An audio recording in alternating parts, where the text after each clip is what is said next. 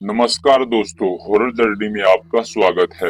आपने इससे पहले बहुत सी कहानियां सुनी होंगी, लेकिन ये कहानी आपके रोंगटे खड़े कर देगी। यह एक अविनाश की सच्ची घटना है, जिसे सुनने के बाद आपकी रूह कांप उठेगी। अगर चैनल पर नए हैं तो चैनल को सब्सक्राइब जरूर कर ले दोस्तों। आइए अविनाश की यह कहानी अविनाश के पॉइंट ऑफ व्यू से सुनते हैं। दरअसल बिहार के एक सुदूर गांव नरसापुर की सीमाओं से लगे जंगलों में एक वीरान हवेली खड़ी थी, जिसे गांव वाले कामिनी हवेली के नाम से जानते थे। कहते हैं कई दशक पहले वहां एक तांत्रिक कामिनी रहती थी, जो सौंदर्य और वासना की देवी मानी जाती थी। लेकिन एक रात तंत्र प्रयोग विफल हो गया और वह पिशाचनी बन गई। उसी रात से हवेली में वासना की आग और खून की प्यासी आत्मा का साया हो गया। गांव में एक युवक था अविनाश, जो 25 साल का था, पढ़ा लिखा और बेरोजगार। उसे रहस्यमयी बातें बेहद लुभाती थी। कामनी हवेली की कहानियां उसने बचपन से ही सुनी थी, लेकिन एक रात कुछ अजीब हुआ। अविनाश अपने कमरे में लेटा था कि खिड़की से ठंडी हवा के साथ एक मादक खुशबू आई, जैसे किसी औरत के बदन से उठती महक, साथ में धीमी मोहक सी हंसी। एक बेहद कामुक आवाज उसके कानों में गूंजी। उसका बदन गर्म होने लगा, दिल तेज से धड़कने लगा और वह बिना सोचे समझे उठ खड़ा हुआ। नंगे पांव, अधखुली आंखों से वो उस आवाज की दिशा में चल पड़ा, सीधा कामनी हवेली की ओर।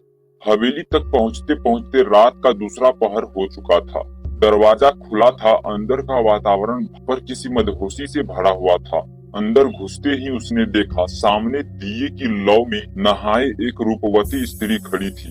उसकी त्वचा दूध सी सफेद, आंखें लाल अंगारे जैसी और बदन पर बस एक लाल चोली। आ गया तू, उसने कहा। मैं तुझे ही बुला रही थी अविनाश, तुम कौन हो? उसकी आवाज कांप रही थी, पर नजरें उस स्त्री से हट नहीं रही थी। मैं वही हूँ जिसे इस गांव ने पिशाच कहा, पर तू तू मुझे मेरी प्यास मिटाने आया है। अविनाश ने खुद को रोका नहीं, जैसे किसी वासना के भंवर में फंस गया हो। अगले ही पल वह उसके पास आ गया। उस रात हवेली में तेज चीखें, सिसकियों और अजीब अजीब आवाजों की गूंज सुनाई दी, मगर गांव वालों को इसकी आदत थी। वो कहते थे जो भी हवेली गया वो लौट नहीं आया। सुबह जब अविनाश लौटा, उसके चेहरे पर एक अजीब चमक, पर आंखों में पागलपन था। वह खुद से बड़बड़ाता, खुद को छूता और हर बार दीवारों से टकरा जाता। उसका स्पर्श, उसकी सांस, मुझे फिर चाहिए, वो गुदगुदाया। अगले कुछ दिन अविनाश दिन भर बिस्तर पर पड़ा रहता और रात में हवेली की ओर निकल जाता। हर रात वह उस पिशाचनी के साथ संबंध बनाता, पर ये सिर्फ शारीरिक नहीं, ये आत्मा तक को चूस लेने वाला संबंध था। हर बार लौटते हुए वह कमजोर हो जा रहा था, चेहरा झुलसने लगा, बाल झड़ने लगे, आंखों के नीचे काले गड्ढे उभर आए। उसकी माँ रोती, गांव के बाबा से झाड़ फूक कराती, पर अविनाश पर कोई असर न होता। वह बस एक ही बात कहता, वो मेरी है, उसकी आग ने मुझे जला दिया है, अब मैं उससे दूर नहीं रह सकता। गांव में एक दिन एक तांत्रिक आया, बैरागी बाबा। उसने गांव वालों से अविनाश की हालत के बारे में सुना और कहा, ये कोई आम भूत नहीं, ये पिशाचनी है, जो संभोग के समय व्यक्ति की आत्मा पीती है और धीरे धीरे उसे पिशाच में बदल देती है। अगर समय रहते ना रोका गया तो अविनाश भी एक पिशाच बन जाएगा और तब वह इसी गांव में खून की होली खेलेगा। बैरागी बाबा ने अविनाश को देखकर कहा, तेरे शरीर में अब इंसान की आत्मा नहीं रही, बस उसकी राख बची है, लेकिन एक उपाय है।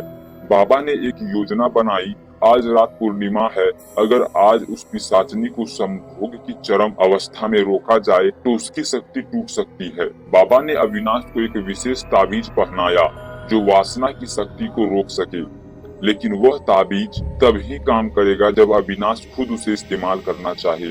रात को फिर वही सब हुआ। अविनाश हवेली में घुसा, पिशाचनी वही थी, पूरी तरह नग्न, अपनी बाहें फैलाए।